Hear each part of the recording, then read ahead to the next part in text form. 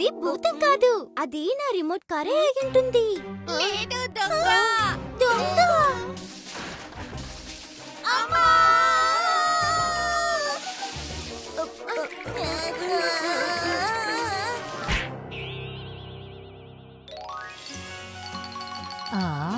అంటే ఇందులో ఉన్నది కారే అయి ఉంటుంది. లేదు దొంగ. ఇప్పుడే ఏంటో చూద్దాం.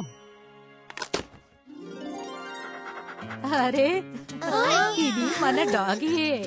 ఇది మీరు చూసే విధానం ఆ స్టోరీలా ఉంది. ఇంతకీ అది ఏం కదమ్మా, త్వరగా చెప్పండి. చెప్తాను, కాస్త ఓపిక పట్టండి. It's story time with Sudha అమ్మా.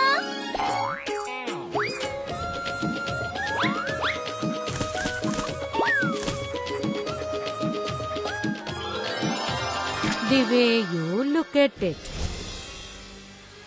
ఒకసారి విజయనగరంలో చాలా రోజులు వర్షం కురుస్తూనే ఉంది. అక్కడ ప్రజలు ఎంతో చింతించారు. గురు బ్రహ్మ గురు దేవో గురు విష్ణు మహేశ్వర గురు సాక్షాత్ పరబ్రహ్మ.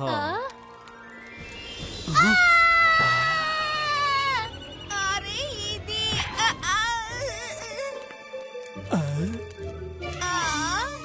ఏంటిది? వర్షాన్ని ఆపేయడం కోసం నేను ఆ ఈశ్వరుణ్ణి ప్రార్థిస్తూ ఉన్నాను. కూర మొత్తం కింద పోయింది.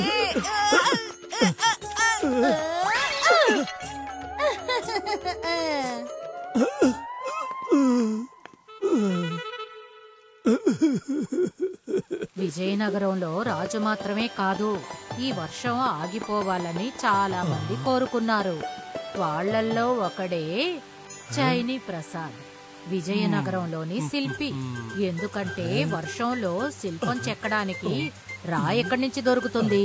అందుకే అతను ఇంట్లో ఉన్న రాయి తీసుకొని శిల్పం చెక్కడం మొదలు పెట్టాడు. అరే, ఇక్కడ పెట్టిన రాయి ఏమైపోయింది? నేను ఇక్కడే పెట్టానే.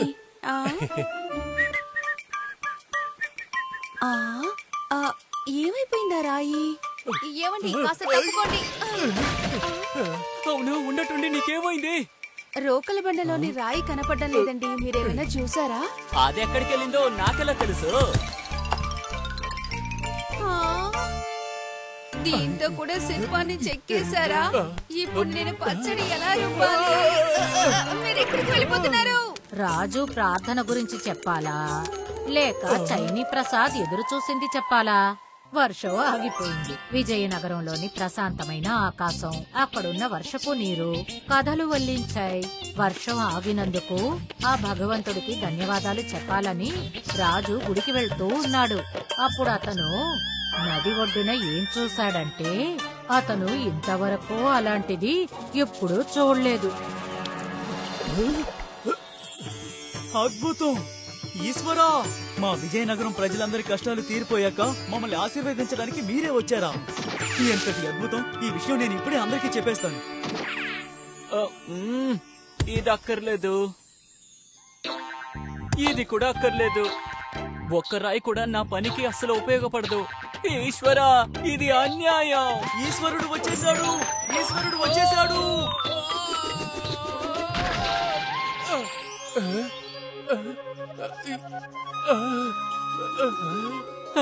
ఇలా అడిగానో లేదో వెంటనే కనికరించారు దేవుడా. నిజానికి ఈ బండ చాలా అందంగా ఉంది. దీని గనక చెక్కానంటే అద్భుతమైన విగ్రహం వస్తుంది. నేను వెంటనే వెళ్లి నా ఉలిని తీసుకొచ్చేస్తాను. రాజు ఏ రాయి మీద ఈశ్వరుణ్ణి చూశాడో ఆ రాయి చైనీ ప్రసాద్కి శిల్పం చెక్కే రాయిలా కనిపించింది. కానీ ఈ విషయం మామూలు విషయం కాదు. నేను బాగా నీరసపడిపోయాను. వెళ్ళు, నువ్వు కూడా వెళ్ళి విశ్రాంతి తీసుకో.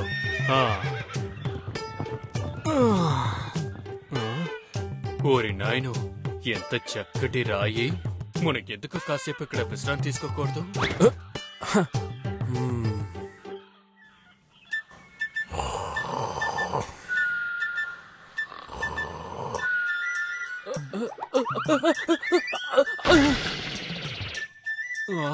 నేను నిద్రపోయానేటే. ఎందుకు నిద్ర రాదు? ఎంత అద్భుతమైన చోటు. అందులో ఒక చక్కటి రాయి. ఈ రాయి నాతో పాటు ఉన్న నా మిత్రుల నీరసాన్ని కూడా బాగా పోగొడుతుంది. వాళ్ళ దగ్గరికి వెళ్ళి ఇప్పుడే చెప్తాను.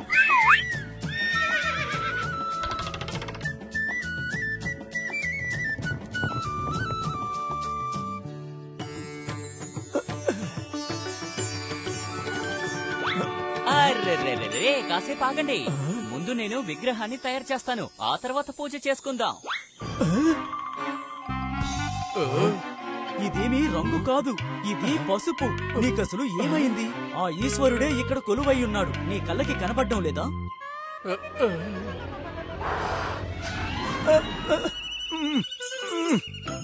అరెరే అన్నయ్య, ఆయన ఎలా కొలువై ఉంటాడు?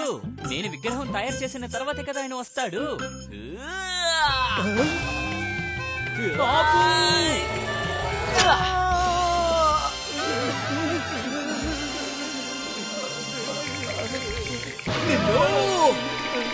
చూడండి అన్నయ్య, ఇంకెక్కడైనా వెళ్ళి గొడవ పడండి. మేము ఈ చోట కాస్త విశ్రాంతి తీసుకోవాలి.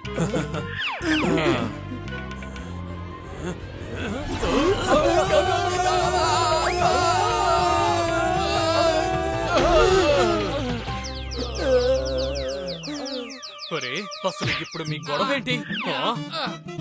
రే భాస్కర్, నేనే మన్నునే. ఇదంతా చేసింది మీరేనా? నా ఈశ్వరుడి మీదే కూర్చుంటారా మీరు?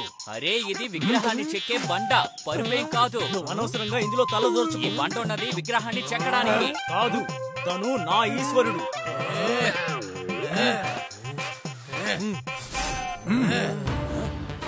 ఇది నా బండ కాదు, నాది. కాదు, ఇది నా బండే. ఇది నీకు సొంతం కాదు, ఇక నీకు సొంతం కాదు. ఈ చోటు నాకు సొంతం.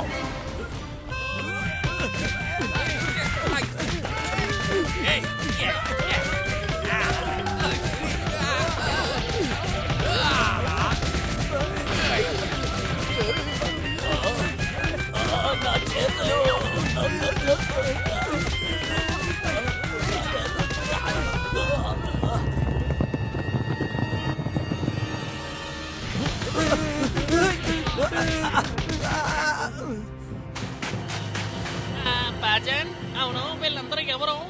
కొండవాసుల్లా ఉన్నారే. మేము విద్యాధర రాజు గారి సైనికులం. అడ్డు తప్పుకోండి. దారికి అడ్డుగా ఉన్న రాయిని మేము జరిపి పెట్టాలి. నా ఈశ్వరుణ్ణి ఎలా తప్పిస్తారో నేను చూస్తాను. ఈ బండతో నేనే విగ్రహాన్ని చెక్కుతాను. ఇది మహారాజు గారికి చెప్తే మీ పరిస్థితి ఏంటో ఒకసారి ఆలోచించండి. మేము కూడా వ్యాపారులమే. ఇదంతా ఇంకెవరి దగ్గర పెట్టుకో. వెళ్ళు, వెళ్ళి నీ విగ్రహాన్ని ఇంకెక్కడైనా చెక్కుకో. ఇది మేము విశ్రాంతి తీసుకోవాల్సిన చోటు.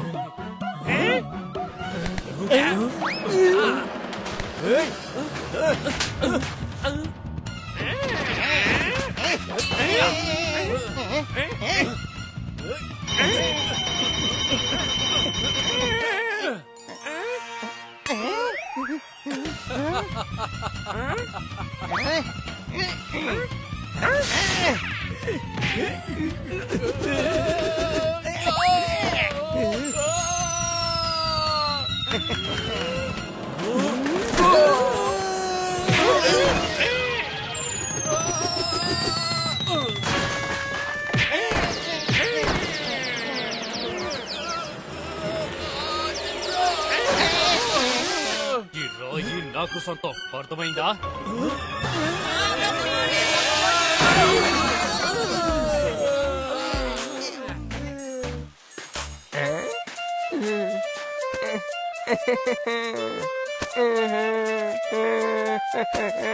ఏయ్ కేశవ్, నా ఈశ్వరుడి మీద బట్టలు ఉతుకుతావా? కానీ మీ ఈశ్వరుడు ఎక్కడబ్బా? ఇలా చూడు, ఇది మేమందరూ విశ్రాంతి తీసుకునే చోటు. ఇక్కడి నుంచి వెళ్ళిపో. ఎలా విశ్రాంతి తీసుకుంటారు? దీంతో విగ్రహాన్ని చెక్కుతాం. శిలా విశ్రాంతి తీసుకునే చోట ఈశ్వరుడా? అరే, ఇది నేను బట్టలు తిక్కునే రాయ్యా. ఏంటి? వర్షం వల్ల బురద పట్టుంటుంది. దాన్ని మీరందరూ తప్పుగా అర్థం చేసుకున్నారు. వీడికి ఏం వాగుతున్నాడని చూసావా? ఇందులో వాడి పేరు ఉన్నట్టు మాట్లాడుతున్నాడు. పేరా? ఏంటి చూసారా? బయలుదేరండి. అంతఃపురం బట్టల్ని నేను ఉతకాలి. ఆ చోటుకి కేశవ్ బట్టల మూటతో వచ్చి అక్కడ ఉన్న అందరి ఆశల్ని నీరుగార్చేశాడు. అవునా? వావమ్మా, ఇది సూపర్ స్టోరీ. ఆ రాయిని వాళ్ళు వేరే వేరే దృష్టితో చూశారు. చాలా సరిగ్గా చెప్పావు. చివరికి అదేమైంది? అది బట్టలకి If you like this video, subscribe to our channel Murthy Media. మట్టి మట్టలు నెట్టపు మని పడిను చెక్కాదే తిరిగి తిరిగిను నిజంగా నిజంగా కథ వినిపించెను బచ్చా నేను పుల్పు తీపి తినిపించెను చిన్నారి పిల్లను అమ్మమ్మ నాన్నమ్మను చిన్నారి పిల్లను అమ్మమ్మ నాన్నమ్మను